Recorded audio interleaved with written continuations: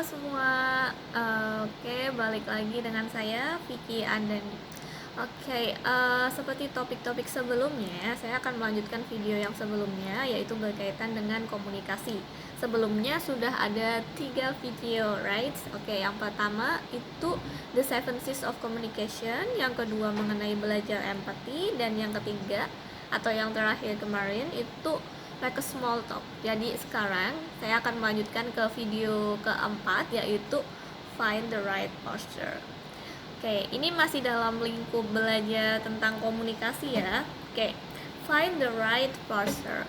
Oke, ketika kita memikirkan tentang first impression itu sangatlah penting ya tentunya, terutama ketika kita membicarakan hal yang berkaitan dengan komunikasi yang baik. Nah, salah satu hal yang orang sadari ketika bertemu seseorang untuk pertama kalinya itu seringkali lebih ke tentang bagaimana orang itu menunjukkan postur mereka. Oke. Hasilnya, postur Anda bisa memberikan refleksi akan diri Anda sendiri. Orang seperti apa sih Anda itu? That's the first impression. Dan itulah juga kenapa kita harus belajar find the right posture. Oke. Lalu, sebenarnya posture yang confident akan mentransfer bagaimana orang lain memandang Anda dengan cara yang positif, sedangkan postur yang buruk tentunya juga akan memberikan impresi yang jelek juga, seperti kemalasan atau ketidaksukaan terhadap lawan bicara, atau perilaku yang submisif. Dan dari postur itu sebenarnya bisa ditransform kalau kita mau improve ya. Jadi setiap orang bisa mengadjust posture.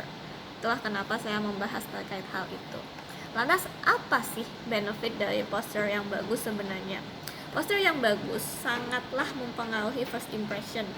Hal ini juga sangatlah penting dalam kehidupan kita sehari-hari tentunya. Seperti ketika kita melakukan job interview ataupun kencan pertama, kita harus posturnya bagus juga kan. Nggak mungkin ya kita interview ya selamat siang, tentunya gimana ya, pandangan mereka juga akan beda kan, karena sudah mendapatkan first impression yang kurang baik dari kita. Oke. Dan posture itu sendiri sebenarnya juga menunjukkan seberapa engage sih Anda terhadap komunikasi itu, seberapa persuasifkah Anda jika obrolannya tentang persuasi, dan seberapa confident, lazy, atau submissive Anda, seperti itu. Dan ketika kita ngomongin the right posture, kita juga harus tahu yang namanya understanding posture as non-verbal communication. Non-verbal communication adalah sebagian besar dari cara kita berinteraksi dengan orang-orang. Dan non-verbal communication itu sendiri adalah signal yang kita kirim melalui body language. Hal ini termasuk facial expression atau eye contact juga bisa, tone Anda berbicara, gesture tangan, cara kita berdiri, dan lain-lain. Dan posture yang Anda adopsi mampu menekankan hal yang Anda bicarakan dan membuat komunikasi Anda lebih jelas dan meyakinkan.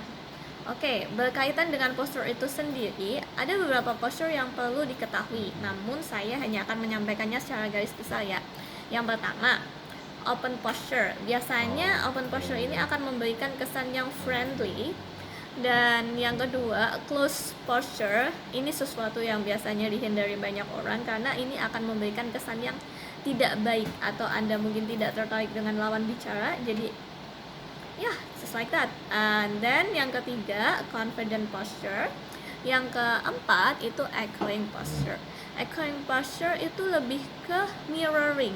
Jadi Anda cenderung meniru apa yang lawan bicara Anda lakukan. Biasanya ini orang-orang menggunakannya untuk like flirting atau membuat seseorang merasa awkward. Oke, jadi that's all about find the right posture. Ingat ya, find the right posture itu sangat important, terutama untuk memberikan first impression yang baik.